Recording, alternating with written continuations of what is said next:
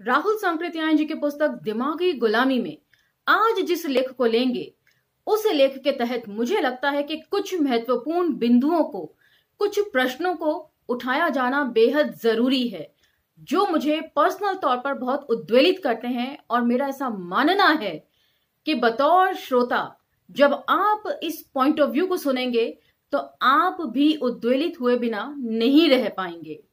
तो आखिर वे कौन से बिंदु हैं जिन्हें मैं डिस्कस करना चाहती हूं इस लेख के दौरान। तो इस लेख में हमारे साथ बने रहिए, क्योंकि ये कुछ ऐसे प्रश्न हैं जिन्हें मथना मुझे बेहद जरूरी लगता है। तो चलिए लेख की तरफ बढ़ते हैं। आभासी दुनिया के मेरे दोस्तों, शालिनी बोल रही हूं। जय भीम, हुल जौहार। आज के लेख का विषय है खेतीहर मजदूर। लेकिन इससे पहले काफी सारा कुछ वे लिख चुके हैं। जमींदारी नहीं चाहिए, अछूतों को क्या चाहिए, किसानों सावधान, इस तरह के लेख वे लिख चुके हैं और अब वे खेतीहर मजदूरों को लेकर लिख रहे हैं। तो आखिर उसमें वे क्या लिख रहे हैं, ये हम फटाफट जान लेते हैं। जब से किसान आंदोलन ने जोर पकड़ा है, तब से जमींदार श्रेणी किसानों की शक्ति को कमजोर करने के बारे में विचार करने के लिए मजबूर हुई है। विशेषकर पिछले चुनाव के बाद, जब उन्होंने देख लिया कि हुकूमत उनके हाथ से जा रही है जिसकी नींव किसानों पर है, तब से उन्हें और भी चिंता हो गई है। तो यहां पर हर लेख में वे स्पष्ट तौर पर जमींदारों को दोष देते हुए नजर आते हैं, जबकि इन जमींदारों को सपोर्ट करने वाली कांग्रेस को, उस समय की हिसाब से जो कांग्रेस थी जिसमें सभी दल शामिल थे, को वे क्लीन चिट देते हुए नजर आते हैं। यहां तक कि पिछले लेख अछूतों को क्या चाहिए, उसमें वे गांधी को एकदम क्लीन चिट देते हैं और कहते हैं कि खेतीहर मजदूर जो ज्यादातर दलित हैं, अछूत हैं, उनके अभ्युत्थान के लिए गांधी से पहले कभी किसी ने सोचा ही नहीं। जबकि ये लेख 1944 के आसपास या 1940 के दशक में लिखा गया है और उस समय तक ऐसी बहुत सारी बातें सामने स्पष्ट तौर पर आ गई थी कि गांधी क्या चाहते हैं और उनकी विचारधारा कितनी दूषित है। और अछूतों के नेता के रूप में डॉक्टर अंबेडकर पूरे उभर चुके थे। लेकिन यहां पर लगता है कि राहुल सांकृत्यायन जी उन्हें भी क्लीन चिट देने से बिल्कुल साफ तौर पे मना कर देते हैं, बल्कि आक्षेप लगाते हैं कि रिजर्वेशन इसलिए मिलना चाहिए ताकि ये लोग वैमनस्य ना फैला सकें। तो ये कुछ ऐसे पॉइंट हैं जो मैं रखना चाहती थी। और उन सबसे बढ़कर भगत सिंह के राजनीतिक दस्तावेज में एक खास लेख था, राजनीतिक कार्यक्रम की रूपरेखा, जो 1931 में ही उनकी मृत्युपरांत काट छांट के साथ 2 अखबारों में छपा था। और वे 2 अखबार कौन से थे? लाहौर का पीपल्स, जिसमें कि 29 जुलाई 1931 में काट छांट के साथ ही छपा था, और दूसरा था इलाहाबाद का अभ्युदय अखबार। 8 मई 1931 में उनका ये लेख के राजनीतिक कार्यक्रम की रूपरेखा काट छांट के साथ दोनों जगह छपा था, जिसमें वे स्पष्ट तौर पर कांग्रेस के ऊपर आक्षेप करते हैं। और मैं मानने को तैयार नहीं कि राहुल सांकृत्यायन जी ने उन लेखों को पढ़ा ना हो। और उसके बाद एक और महत्वपूर्ण बिंदु, मई 1931 के द टाइम्स से लिया गया एक छोटा सा एक्सट्रैक्ट है, जो गांधी ने कहा था और जो उनकी विचारधारा को बिल्कुल स्पष्ट तौर पर सामने रखता है, जिसमें वे कहते हैं कि मजदूरों के साथ साठगांठ नहीं करनी चाहिए, कारखानों के सर्वहारा वर्ग का राजनीतिक हितों के लिए इस्तेमाल करना खतरनाक है। और भगत सिंह कहते हैं कि 1920 का जो मजदूर आंदोलन था और 1922 का जो बारदोली सत्याग्रह था, दोनों में ही गांधी के अनुभव मजदूर और किसानों के साथ बेहद खट्टे थे। उन्हें समझने में देर नहीं लगी कि विदेशी हुकूमत से ही नहीं वरन देशी जमींदारों से भी इन लोगों को छुटकारा चाहिए। तो ऐसा कैसे हो सकता है कि राहुल सांकृत्यायन जी का जो ध्यान है वो इन लेखों की तरफ गया ही ना हो, या गांधी के जो वक्तव्य हैं जो अखबारों में छप रहे हैं उनकी तरफ गया ही ना हो। तो यहां पर बेहद हिचकिचाहट हो रही है मुझे कहते हुए, बट कास्ट मैटर्स, ऐसा ही लग रहा है मुझे कि जाति जो है वो अहमियत रखती है। चलिए लेख को आगे बढ़ाते हैं, लेकिन मैं आप लोगों से इस बात का स्पष्टीकरण जरूर चाहूंगी। ये प्रश्न, ये बिंदु मुझे उद्वेलित कर रहे हैं, क्या ये आपको भी कर रहे हैं? भेद नीति सबसे जबरदस्त और आसान नीति है। इसी के आधार पर जमींदारों ने खेती हर मजदूर आंदोलन को वैसे ही उठाना चाहा जैसे कि पिछले चुनाव में उन्होंने त्रिवेणी संघ को सलाह और सबसे बढ़कर रुपयों की मदद दी थी। वहां तो वे नाकामयाब रहे, लेकिन अब उनकी शक्ति भीतर ही भीतर खेती हर मजदूर दल को खड़ा करने में लग रही है। जमींदारों ने इसके लिए कुछ रुपया खर्च किया और अभी वे खर्च करेंगे। अभी इसी वक्त खेती हर मजदूर दल की 2 पार्टियां बन चुकी हैं। मेरा तो उस दिन माथा ठनका था जब मैंने देखा कि जमींदारों ने रुपया लेकर चुनाव में उन्हें वोट दिलाने के लिए निकले हुए 2 सज्जन अब खेती हर मजदूर दल का झंडा उठा रहे हैं। मतलब जो अब तक भूमिहारों के लिए प्रचार कर रहे थे, अब खेती हर मजदूरों की तरफ से सरमाएदारी कर रहे हैं। मैं ये नहीं कहता कि खेती हर मजदूर को कष्ट नहीं है, उनकी शिकायतें झूठी हैं, उनका अपमान का जीवन नहीं बिताना पड़ रहा है, लेकिन हमें देखना होगा कि हमारे कार्य में सफलता कैसे मिलेगी। जमींदार किसानों के ही स्वार्थ के विरोधी नहीं है, खेती हर मजदूरों के लिए भी वे वैसे ही हैं। खेती हर मजदूर अगर मजदूर रखना चाहते हैं तो उनकी वेतन वृद्धि तभी संभव है जब किसानों की आमदनी बढ़े। यदि वे किसान बनना चाहते हैं तो देखना होगा कि उनके लिए जमीन कहां से आएगी। जिन किसानों के पास स्वयं 2 बीघे 4 बीघे जमीन है, निश्चय ही वे उसके लिए भी पर्याप्त नहीं है, फिर वे खेती हर मजदूरों को क्या देंगे।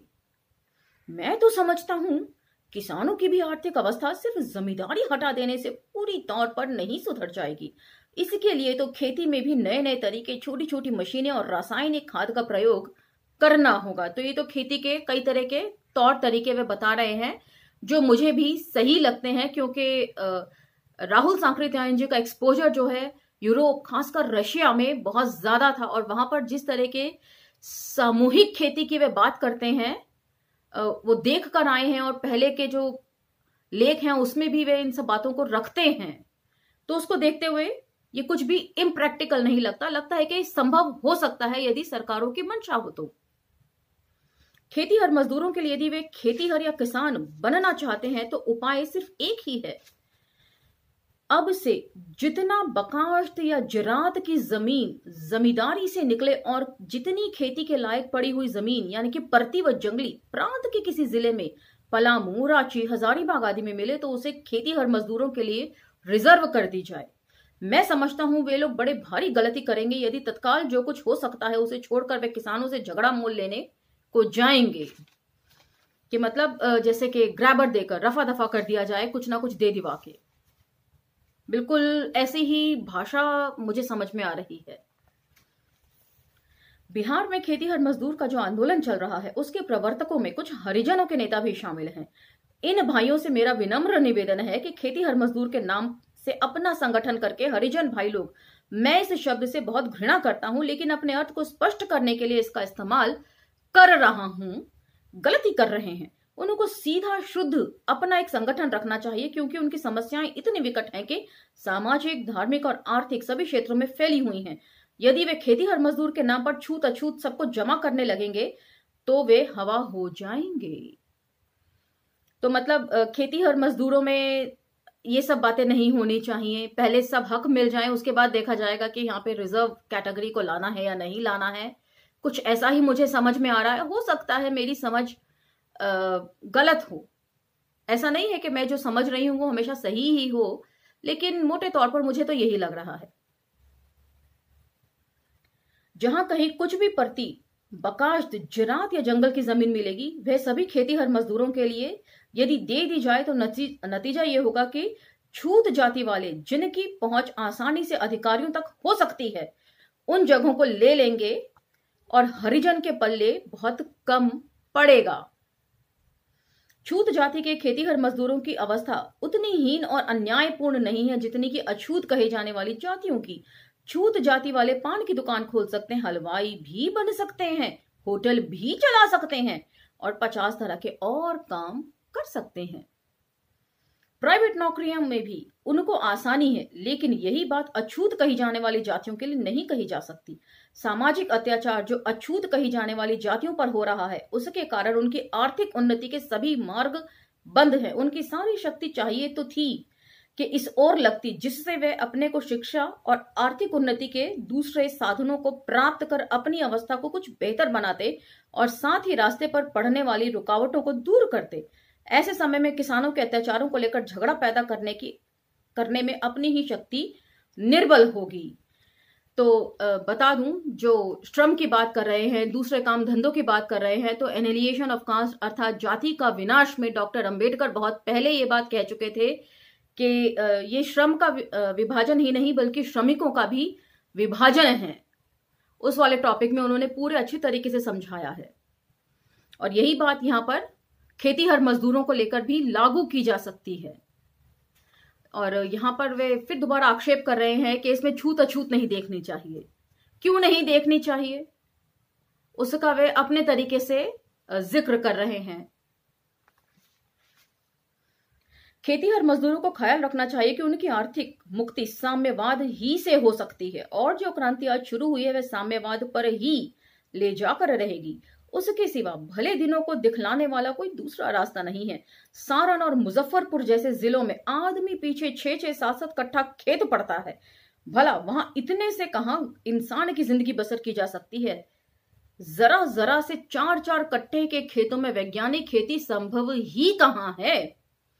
हमारी समस्याएं तो तब हल होंगी जब जमींदारी हटा दी जाए, खेतों पर भी किसी व्यक्ति का अधिकार न होकर राष्ट्र का अधिकार हो। गांव के सभी खेतों की मेड़ें हटाकर एक खेत बना दिया जाए और ट्रैक्टर के जरिए खेत जोते जाएं। लोग मिलकर सामूहिक खेती करें और उस खेती में नए आविष्कारों तथा कृषि उपयोगी साधनों को बरता जाए।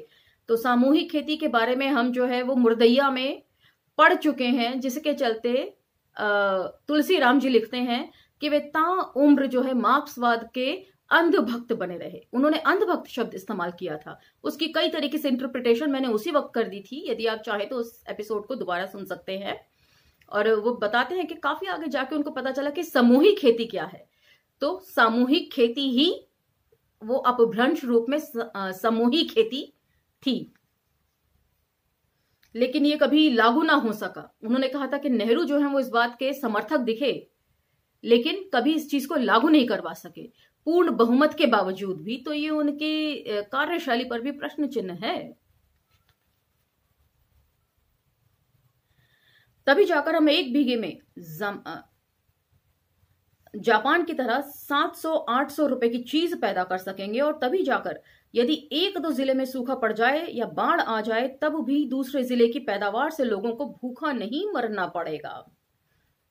सूखा और बाढ़ ऐसी चीज नहीं जिससे लोग गृहहीन हो जाएं और अन्न बिना भूखे मरने लगें। बिहार में 3 करोड़ आदमी बसते हैं, इनमें 2 करोड़ तो अवश्य मेहनत का काम कर सकते हैं।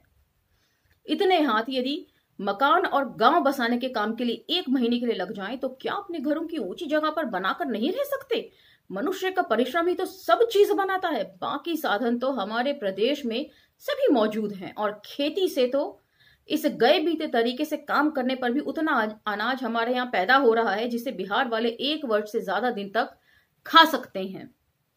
एक जगह के लोगों को अनाज बेचने और बाहर निकालने की कठिनाई पड़ रही है, तो दूसरी जगह लोग भूखों मर रहे हैं। हालांकि दूसरी जगह लोग अपने परिश्रम को देने के लिए तैयार हैं। फिर क्या वजह है कि एक जगह के आदमी भूखे मरें? साम्यवादी हमें बतलाएगा कि हमें 2-4 व्यक्ति के घर नहीं रखने हैं, हमें 3.5 करोड़ व्यक्तियों का एक घर बनाना पड़ेगा और फिर सारे हाथों और दिमागों को उस परिवार की जीविका भरण पोषण तथा शिक्षा में सांस्कृतिक उन्नति के लिए लग जाना पड़ेगा। वे ये बात तो बिल्कुल सही कह रहे हैं कि पैदावार इतनी होती है कि इंसान भूखों नहीं मर सकता। यदि कहीं पर बाढ़ आ जाए या अकाल पड़ जाए तो एक राज्य दूसरे राज्य की मदद कर सकता है, लेकिन उसके लिए नियत चाहिए। सरकारों में भी एक जो कोऑर्डिनेशन कहते हैं, तालमेल जिसको बोला जाता है, वह चाहिए। किसान आंदोलन में हमने देखा कि इतने सारे किसान जो हैं वो अपनी खेती बाड़ी छोड़कर आंदोलन में आकर बैठे और उनके भरण पोषण के लिए साल भर जो है वो अनाज की कमी नहीं पड़ी। लेकिन वहीं पर हमने ये भी देखा कि कोरोना काल में किस तरह जो बेचारे मजदूर तबका है, खेती मजदूर जो हैं, वो पैदल चल चल के गए और बड़े किसानों ने उस तरफ कोई ध्यान नहीं दिया। लेकिन जब फसल कटाई का समय आया, बुआई का समय आया, तो वही हजारों रुपए खर्च करके उनको वापस लेने के लिए गए, लेकिन उस वक्त कोरोना काल में उनकी कोई मदद उन्होंने नहीं करी। ये भी हमारे सामने है। किसान आंदोलन को मैं सपोर्ट करती हूं, लेकिन उसमें जो खामियां रही उसे मैं नजरअंदाज नहीं कर सकती। जो नीयत थी उसके ऊपर मैं बात कर रही हूं। क्रांति के मार्ग में हमें लोगों को किसी तरह का रोड़ा नहीं अटकाना चाहिए, और खेतीहर किसानों को यदि कोई आशा है तो क्रांति के पूर्णतः सफल होने ही में उनको यह ख्याल रखना चाहिए कि जो साम्यवादी आज किसानों को संगठित कर रहे हैं, उन्हें अपने अधिकारों पर डट जाने के लिए तैयार कर रहे हैं, वे अच्छी तरह जानते हैं कि सिर्फ जमींदारी को हटा देने से काम नहीं चलेगा। अर्थात किसान, खेतीहर, मजदूर सभी उस खेत के मालिक होंगे। सिर्फ खेती से ही तो सारा काम नहीं चल सकेगा। हमें देश में कारखानों और मिलों का प्रसार करना पड़ेगा, और तब कहीं हमारी आर्थिक दरिद्रता दूर होगी। क्रांति को आगे बढ़ने दो, बस यही खेतीहर मजदूरों का ध्येय होना चाहिए। खेतीहर मजदूरों का ध्येय सिर्फ इतना नहीं होना चाहिए कि क्रांति को आगे बढ़ने दो, बल्कि ये भी होना चाहिए कि जो छूत अछूत बरती जाती है उसके खिलाफ भी सख्त कदम उठाए जाएं। तब जाके पूर्ण रूप से क्रांति संभव है, या पूर्ण तरीके से क्रांति आ गई है ऐसा कहा जाएगा। तो यहां पर ये लेख समाप्त होता है, लेकिन कुछ बिंदु ऐसे रहे इस लेख में जो मुझे खासे उद्वेलित करते रहे, और जिसका हल मैंने आप लोगों के सामने रखने की कोशिश करी। उन सवालों को हल तो नहीं, मुझे वो उद्वेलित कर रहे हैं और मैं अपने तरीके से उन्हें हल करने की पूरी कोशिश करूंगी। लेकिन बतौर श्रोता आपका भी तो ये फर्ज बनता है कि आप इन सवालों के जवाब ढूंढे। यहां से खड़े होकर अकेले एक व्यक्ति के बस का कुछ नहीं होता। ये मैं पहले भी कह चुकी हूं कि समाज के लिए काम करने का मतलब उसको संगठित करना भी होता है, और उस संगठन में समाज का शामिल होना भी होता है। और समाज का शामिल होने का मतलब सिर्फ मैं पाठन करूं और आप सुनते रहें ये नहीं होता है। मैं जो प्रश्न कर रही हूं, जिनके प्रश्नों के जवाब मैं खोजना चाह रही हूं, उसमें आपका भी सहयोग लाजमी होना चाहिए। और इसी के साथ आपसे विदा लेती हूं। अंबेडकर नामा के साथ साथ हमें बहुजन विजडम और अंबेडकर नामा ग्लोबल पर भी फॉलो कीजिए, क्योंकि समाज के लिए भी हम तभी काम कर सकते हैं जब प्रचार प्रसार का माध्यम हमारे श्रोता खुद बने। इसी के साथ आज्ञा लेती हूं। धन्यवाद।